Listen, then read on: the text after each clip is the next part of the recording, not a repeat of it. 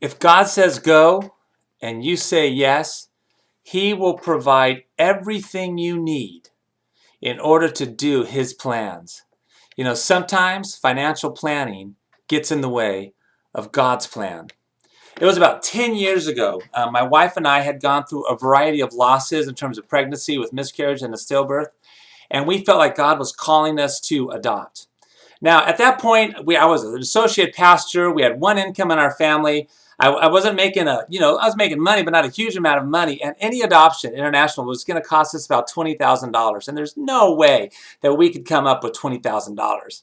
But we felt like God said go, and we felt like He was going to provide. So we filled out the paperwork, we started working, and we were scrimping and saving everything we needed.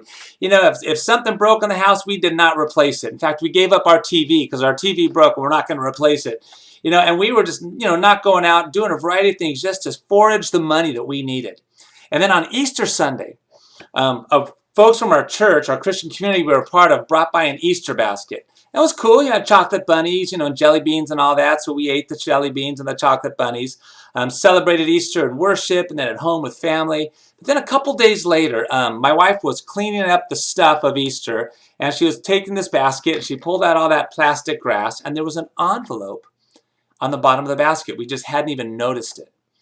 And so she opened up the envelope, and in the envelope were about 30 or 40 personal checks written to us. Everything from a $5 check from a senior citizen on a fixed income to about a $350 check from a family that was close to us, about 30 or 40 of these checks. And they were all given to us so that we might adopt. We had no idea that that was coming. It was God's way of providing through us, providing for us. And it was amazing. We were in tears going, no way, because every check meant a sacrifice for someone else so that we might be able to follow through on God's call. You know, about a week later, someone offered to give us plane tickets. So we got 2 business class plane tickets to fly to China. And I was just convinced that when God said go, and we had no idea how He was going to do it, and we said yes, He provided.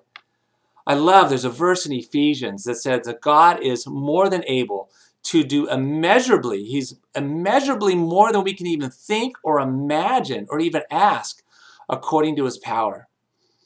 If God is calling you to do something, and you're worried about making the finances, know that in God's economy, He is more than able to provide for what you need. Sometimes financial planning gets in the way of God's plans because we're so worried preparing for the future, we don't live today as He's called us to live. So I would encourage you, if God is calling you to do something, trust Him, seek Him daily, do what He has called you to do, and it's probably going to have to do with caring for those who are in need or caring for the poor or something, and He is going to provide. That's how big God is.